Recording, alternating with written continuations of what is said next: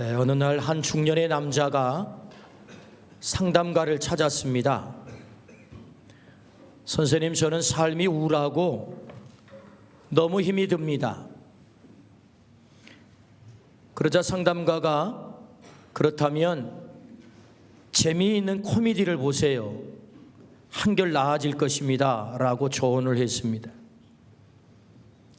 우울함을 극복하고 힘든 내 삶을 이겨낼 수 있는 그런 재미있는 코미디가 있으면 절 소개해 주시죠. 그러자 상담가가 찰리 채플린이 만든 코미디가 참 좋습니다. 그 코미디를 보면 한결 좋아질 것입니다.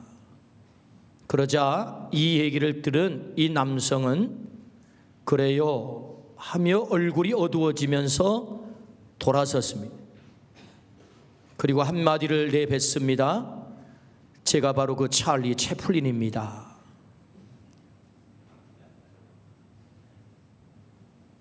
제가 바로 그 찰리 채플린입니다. 지금까지 세상을 웃기는데 가장 위대한 한 사람을 꼽으라고 한다면 그는 단연 찰리 채플린일 것입니다. 그런 그도 웃고 살 수 없는 사람이었습니다. 평론가들은 찰리 채플린을 평가하기를 채플린은 남을 웃기고 돌아서서 혼자 우는 사람이었다라고 평가를 합니다. 다른 사람은 웃겼지만 돌아서서 가슴에 눈물을 흘렸던 사람. 사람은 모두가 삶이 웃음으로 가득 차기를 소망합니다. 그러나 우리의 소망과 달리 우리의 삶은 희극이 아닌 비극일 때가 참 많습니다. 그래서 생긴 말이 있습니다. 썩소 혹은 우푼이라는 말입니다. 썩소는 씁쓸한 미소이고 우푼은 웃지만 슬프다는 말이죠. 사람도 사람을 웃게 할 수 있습니다. 그러나 그 웃음은 언제나 한계를 가지고 있습니다. 웃기는 것을 보고 얼굴은 웃지만 가슴에는 눈물이 내릴 때가 있습니다. 우리를 진정으로 웃게 하는 것은 없을까요? 창세기 21장 6절 말씀에 이렇게 말씀합니다. 사라가 이르되 하나님이 나를 웃게 하시니 듣는 자가 다 나와 함께 웃으시리로다. 하나님이 사라를 웃게 했다. 그렇게 말씀하세요. 이 말씀은 썩소도 아니고 우푼도 아닙니다. 하나님이 그의 생 전체를 웃게 했다. 이 여인만 웃게 한 게 아닙니다. 그와 관계된 모든 사람을 웃게 했다라고 말씀을 하세요. 믿음의 조상 복의 뿌리 하면 우리는 아브라함만을 집중합니다. 그러나 역사를 한번 들여다보십시오. 아브라함 혼자 믿음의 조상이 될 수 있었을까요? 복의 뿌리가 될 수 있었을까요? 큰 민족을 이룰 수 있었을까요? 그건 불가능한 얘기입니다. 아브라함이 믿음의 조상이 되고 큰 민족을 이루고 그가 복의 뿌리가 되려면 반드시 사라가 필요합니다. 그러므로 하나님께서 아브라함에게 허락하셨던 너는 큰 민족을 이룰 거야, 복의 뿌리가 될 거야 라는 이 비전을 이루어가는데 50%의 지분은 사라의 몫입니다. 사라가 있었기에 아브라함이 이 비전을 이룰 수 있었던 거죠. 해서 하나님은 아브라함을 열국의 아비라고 부르지만 사라도 열국의 어미라고 부르는 것입니다. 열국의 어미가 되었다. 열국의 어미가 있어야 큰 민족도 이루고 복의 뿌리도 되는 것입니다. 하나님은 사라를 통해서 위대한 비전을 이루신 것입니다. 그러므로 사라는 이름하여 마지막에 웃게 된 사람이다 라고 이름 붙일 수 있습니다. 사라가 누굽니까? 웃게 된 사람, 마지막에 웃게 된 사람. 오늘 얼굴은 웃지만 가슴에 눈물이 내리는 사람이 있습니다. 여기 앉아 계신 분들 가운데 왜 하나님이 우리를 이 자리로 부르셨을까요? 우리에게도 눈물이 있습니다. 때문에 하나님이 우리를 초청하셨습니다. 내가 너를 웃게 할 거야. 네 눈에 눈물을 닦아줄 거야. 너로 하여금 웃게 할 뿐만 아니라 너와 관계한 모든 사람을 웃게 만들 거야 라고 하나님이 우리를 이 자리에 초청하셔서 오늘 이 말씀을 듣게 한 줄로 믿습니다. 그러므로 오늘 말씀을 통하여서 웃게 하시는 그 하나님을 만나기를 주의 이름으로 축원합니다. 웃게 하시는 그 하나님을 경험하기를 축복합니다. 그리하여 사라가 마지막에 웃었던 사람처럼 오늘 우리에게도 그 복이 임하기를 축복합니다. 그렇다면 여러분, 사라는 어떻게 웃게 되었을까요? 오늘 본문 18장 13절에서 14절입니다. 같이 읽겠습니다. 시작. 여호와께서 아브라함에게 이르시되 사라가 왜 웃으며 이르기를 내가 늙었거늘 어떻게 아들을 낳으리요 하느냐. 여호와께 능하지 못한 일이 있겠느냐. 기한이 이를 때에 내가 내게로 돌아오리니 사라에게 아들이 있으리라. 이 말씀의 배경은 이렇습니다. 만물의 상수리 나무 아래 세 분이 나타나셨는데 그 한 분은 하나님, 두 분은 천사입니다. 아브라함은 그 세 분을 보자마자 뛰어 쫓아나가 엎드려 영접합니다. 그리고 떡을 합니다. 소를 잡습니다. 잔치를 벌여 극진히 대접을 합니다. 그 자리에서 하나님께서 아브라함에게 말씀하십니다. 내년 이맘때 아들을 낳을 것이다 라는 약속입니다. 장막 문 뒤에서 사라가 이 음성을 듣습니다. 자기도 모르게 웃음이 터졌습니다. 웃음이 나온 것입니다. 근데 그 웃음은 좋아서 웃는 웃음이 아닙니다. 헛소리하고 그 다음은 얘기 안 하겠습니다. 헛소리라는 거죠. 말도 되지 않는 얘기라는 거죠. 성경은 일부러 아브라함이 늙었다라고 말하고 사라는 여성의 생리가 끊어졌다라고 기록합니다. 때문에 이건 불가능한 얘기입니다. 그리고 넋두리를 하기를, 여러분, 이 사라가 그 웃음을 웃은 다음, 헛웃음을 웃은 다음 말도 되지 않는 소리 하지 마세요 하고 넋두리를 하기를, 어떻게 넋두리를 합니까? 남편도 나도 늙었으니 무슨 부부의 즐거움이 있으리요 라고 넋두리를 합니다. 여러분, 성경이기 때문에 이 문장이 완곡하게 표현돼서 그렇지, 이걸 만약에 리얼하게 그린다면 19금이 되는 것입니다. 이게 아브라함과 사라가 만난 지가 오래됐다는 거예요.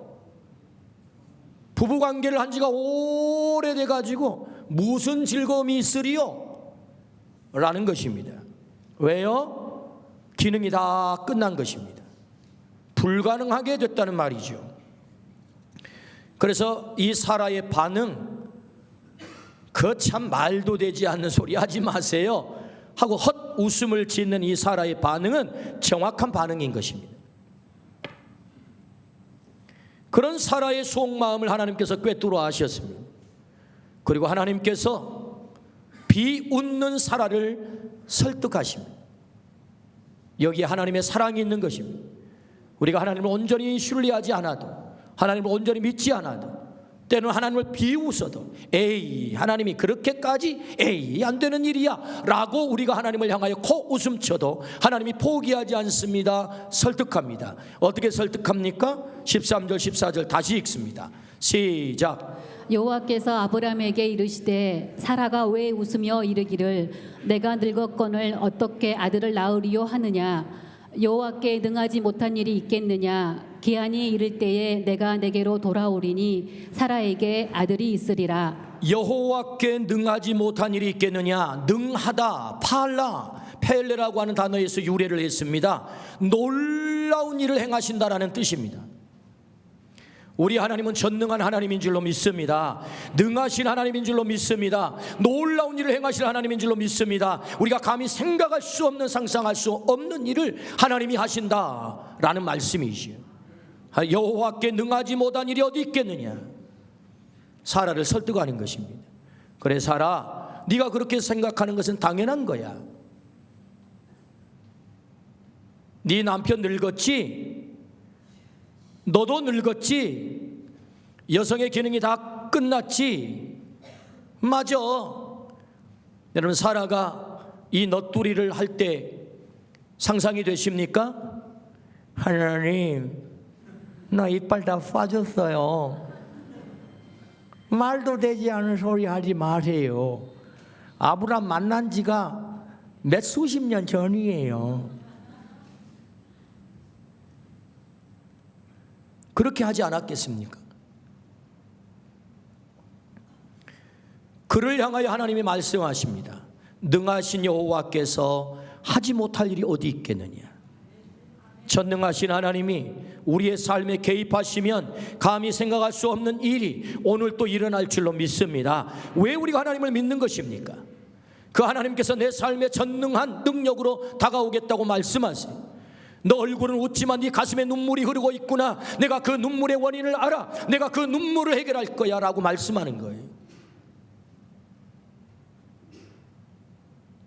사라의 삶에 눈물이 있는 것입니다. 그 눈물을 해결하겠다고 하나님이 오신 것입니다. 그 사라를 설득하는 것입니다. 나 다 알거든. 네 환경 알아. 네 상황 다 알아. 너 여성으로 기능 다 끝난 것도 알아. 네 남편 만난 지 오래된 것도 알아. 그래서 찾아온 거야. 너를 웃게 하려고. 내가 너를 웃게 하려고. 네 눈에 눈물 닦아주려고. 그래서 온 거야 라고 설득하는 것입니다. 그러므로 여러분, 어떻게 사라가 웃게 됐습니까? 하나님이 사라가 실력이 좋아서? 사라가 능력이 있어서?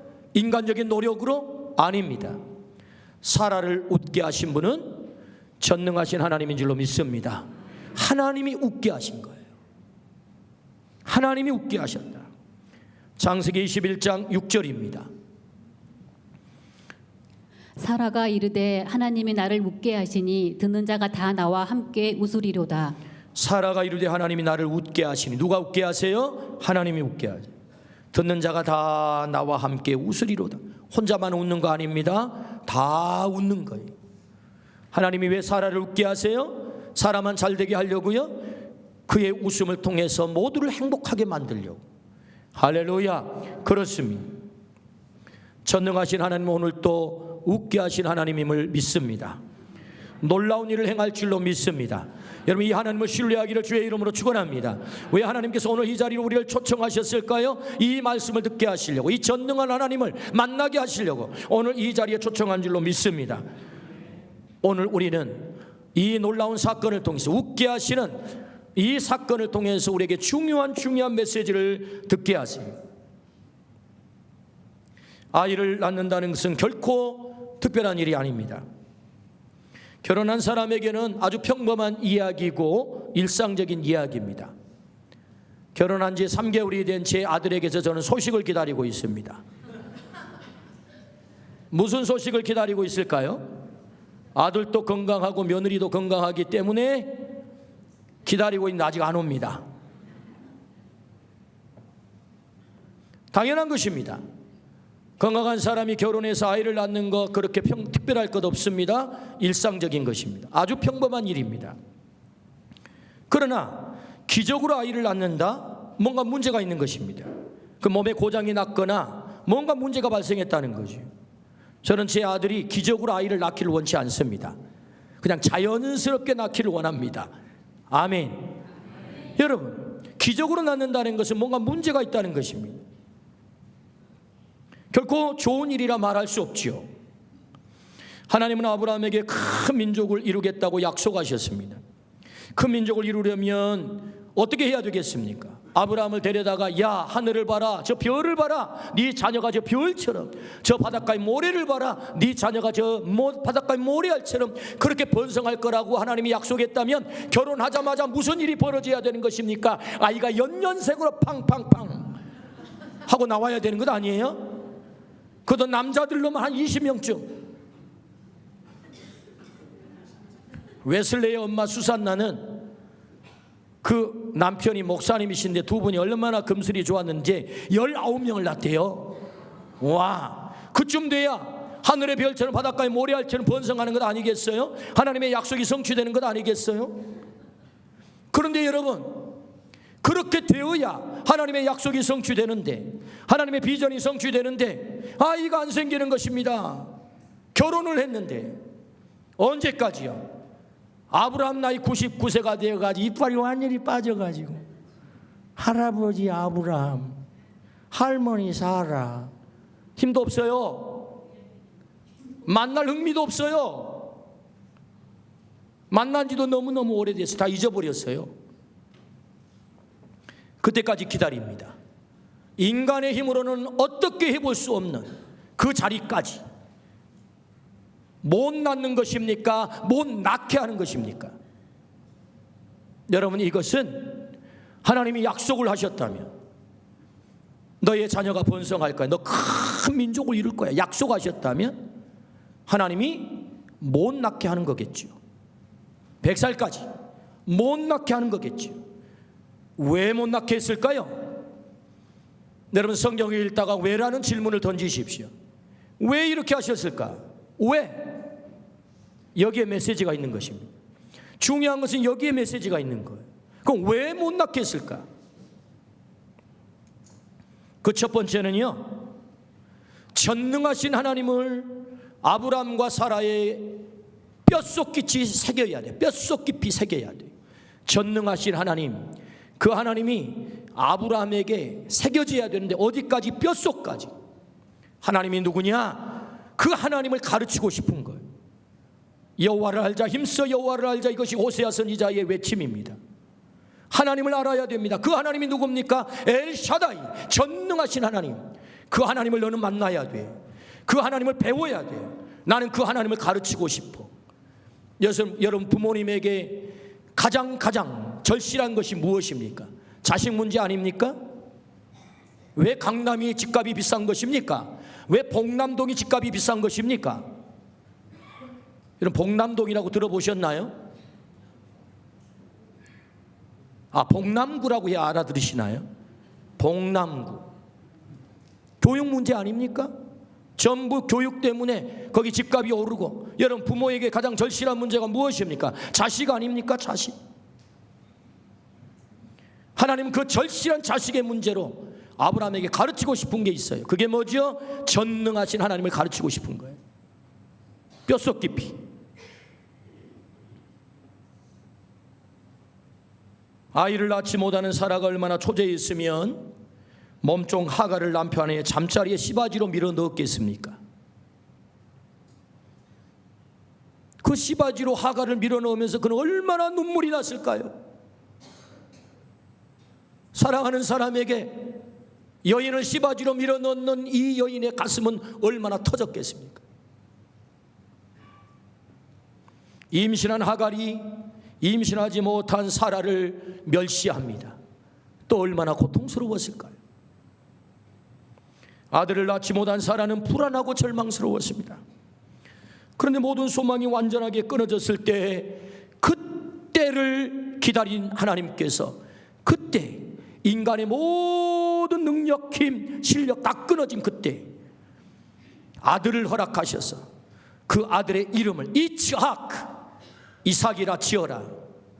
너는 내 웃음이라고 하는 뜻, 이삭, 웃음의 뜻을 가진 이삭의 이름을 짓습니다. 전능한 하나님이 나를 웃게 했다는 거죠. 전능하신 하나님이 나를 웃게 했다. 하나님이 가르치고 싶은 것이 있습니다. 하나님이 너의 웃음이야. 전능한 하나님이 너의 웃음이야. 이걸 누구에게 가르치고 싶다고요? 아브라함과 사라에게. 그래야 그들이 믿음의 조상이 되는 것입니다. 복의 뿌리가 될 수 있는 것입니다. 이 하나님을 배우지 않고 어떻게 그가 인류의 복의 뿌리가 될 수 있단 말입니까? 그러니 하나님은 아브라함과 이삭을 열국의 아비와 열국의 어미로 만들기 위해서 전능하신 하나님을 가르치고 있는 것입니다. 전능한 하나님. 왜 못 낳게 하셨을까? 왜 100살까지 기다리셨을까? 그것은 전능한 하나님을 배워야 된다는 거예요. 그러므로 여러분, 우리가 어떻게 우리 인생에서 웃을 수 있는 것입니까? 전능한 하나님을 배워야 될 줄로 믿습니다. 전능한 하나님이 내 뼛속 깊이 새겨져서 하나님이 내 웃음이야 라고 절절하게 깨달을 때 그 전능한 하나님으로 인하여 우리는 웃게 되는 것이다. 그걸 말씀하고 있는 것입니다. 그러므로 이삭은 이름이 웃음입니다. 전능하신 하나님을 상징하는 심볼이에요. 교보제라는 말을 아십니까? 군대를 갔더니 야 김하사 교보제 가져와. 제가 하사로 제대했거든요. 교보제가 뭐다요? 교육할 때 쓸 교재를 교보제라고 합니다. 하나님이 전능하신 하나님을 우리에게 나타내기 위해서 교보제를 택했다고요. 그가 누굽니까? 이삭입니다. 이삭은 전능하신 하나님을 우리에게 가르쳐주는 교보제예요. 할렐루야. 그렇습니다. 요한복음 11장에 나사로 이야기가 나옵니다. 저는 이 말씀을 읽을 때 참 이해되지 않는 부분이 있습니다. 예수님께서 급한 기별을 받으시고 사랑하는 나사로가 병들어 곧 죽게 됐다. 그럼 어떻게 해야 됩니까? 신방 가야죠. 우리 보수 예수님께서 목사님도 중환자 발생했다 그러면 바로 갑니다. 안 가면 안 됩니다. 근데 어쩌자고 우리 예수님은 이틀이나 더 머무는 것입니까? 마르다와 마리아가 급한 기별을 보내서 빨리 오셔서 우리 오버할머니가 곧 죽게 생겼으니 예수님 좀 어떻게 해주세요 했더니 예수님이 꾸무적거리시고 안 가시는 거예요. 성경에 보니까 이틀이나 더 유했다는 거예요. 그리고는 하시는 말씀이 요한복음 11장 4절입니다. 시작. 예수께서 들으시고 이르시되 이 병은 죽을 병이 아니라 하나님의 영광을 위함이요 하나님의 아들이 이로 말미암아 영광을 받게 하려 함이라 하시더라. 이 병은 죽을 병이 아니다 라고 말씀했으면 죽어야 됩니까? 살아야 됩니까? 살아야 되죠. 근데 나사로가 죽었습니까? 살았습니까? 죽었습니다. 뭐요 예수님?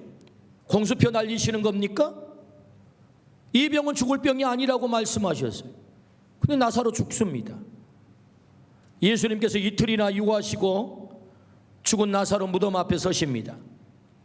마르다는 예수님을 만나자마자 이만큼 불만이 차올라서 푸념을 합니다. 선생님 여기 계셨더라면 내 오라버니가 죽지 않았을 텐데 왜 기별을 보냈는데 빨리 안 오시고 이렇게 죽어가지고 이미 시체가 되어 다 썩게 만드십니까? 마르다가 그 얘기를 해요.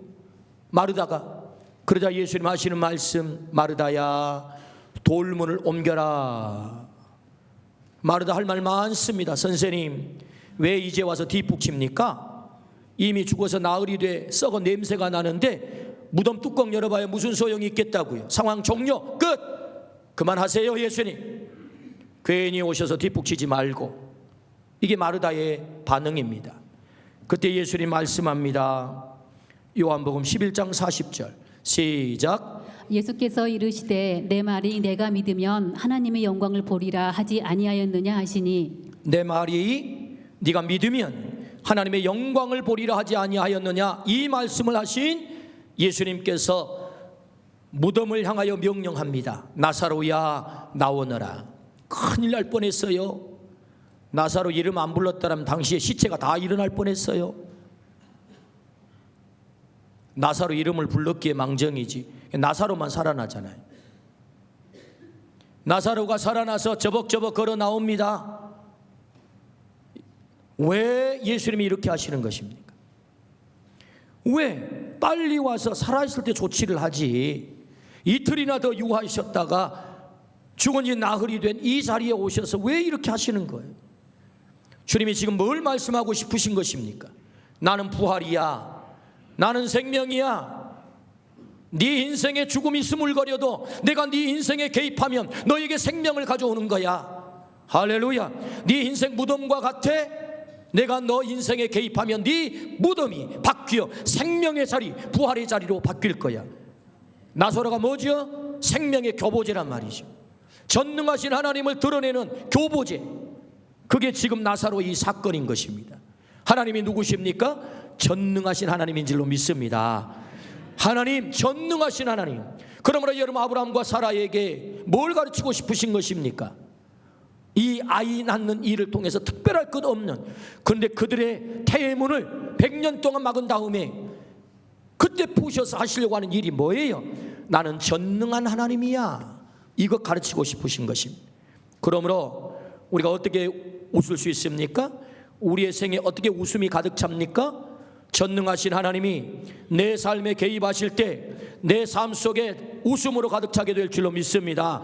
눈물이 해결될 줄로 믿습니다. 이걸 가르친단 말이죠. 그러므로 전능하신 하나님, 그 하나님을 배우시기를 축복합니다. 오늘도 그 하나님을 믿으시기를 축복합니다. 하나님은 전능하세요. 두 번째, 왜 그렇게 하셨을까요? 왜 100살까지 기다리셨을까요? 그것은 전능하신 하나님을 날마다 바라보고 부르라는 말입니다. 전능하신 하나님을 날마다 바라보고 부르라. 질문 던져봅니다. 아브라함과 사라가 100세 얻은 아들을 하루에 몇 번 봤을까요? 한 100번은 볼 것 같죠? 100살에 얻었으니 그 아들을 보고 또 볼 거 아닙니까? 몇 번 불렀을까요? 이삭아, 이삭아, 이삭아, 계속 불렀을 거야.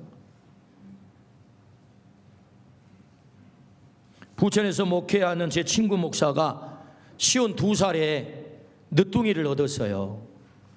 지금 요만합니다. 요만해. 동기들이 모이면 야 30-40명이 모이는데 애를 데리고 와요. 정말 보니까 객관적으로 잘생겨서 진짜 이쁘게, 딸입니다. 딸. 그것도 딸. 얼마나 이쁜지. 그래가지고 친구들끼리 모였으면 친구들 오랜만에 만났으니 친구들과 얘기를 해야 될 거 아니에요. 친구들이랑 얘기하고 지 딸하고만 얘기해요. 이렇게.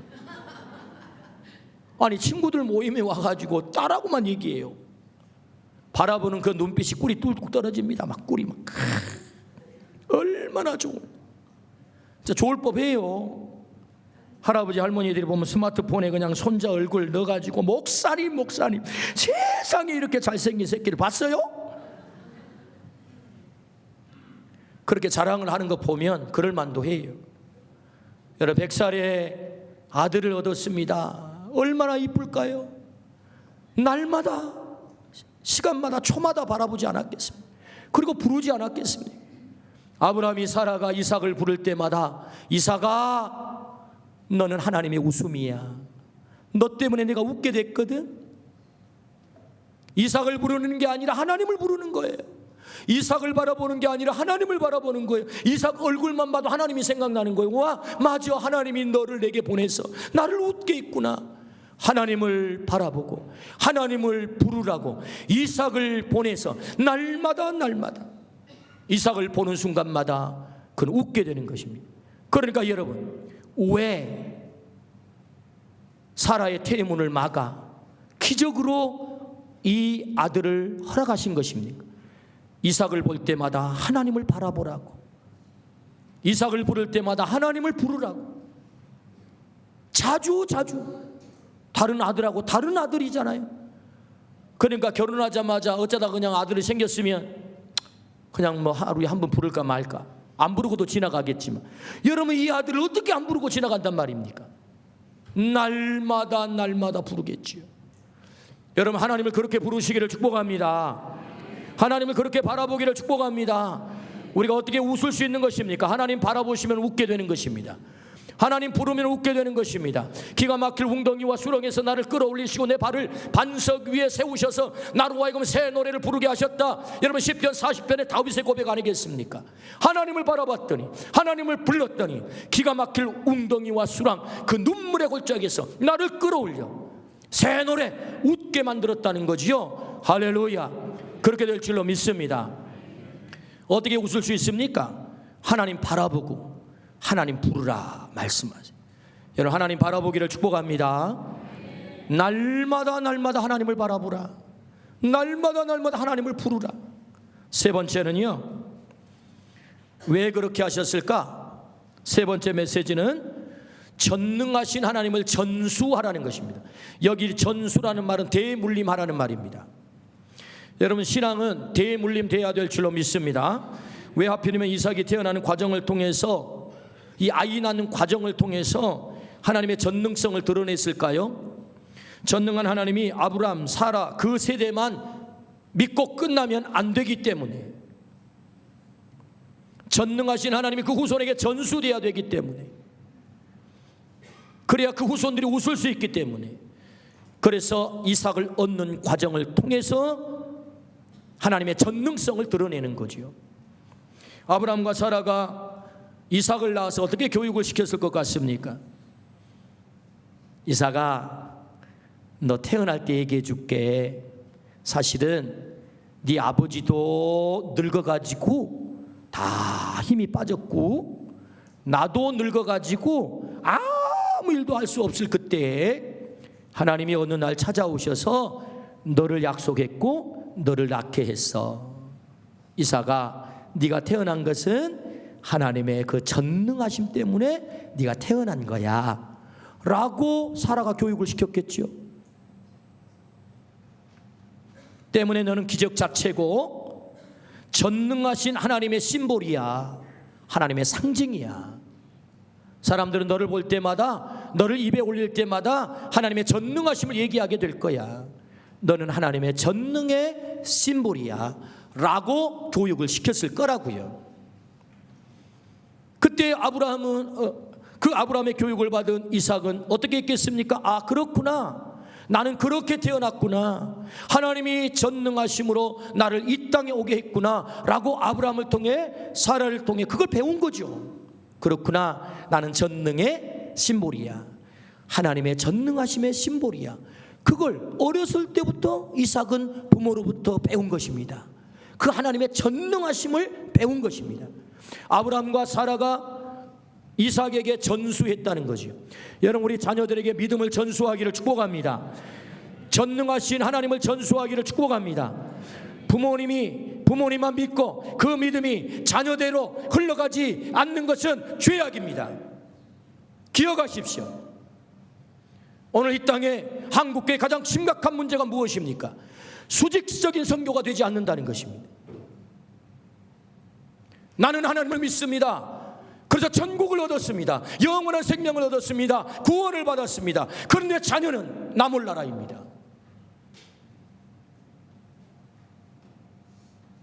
왜 이렇게 하셨을까요? 왜 100살까지 기다렸다가 이삭을 보내는 것입니까?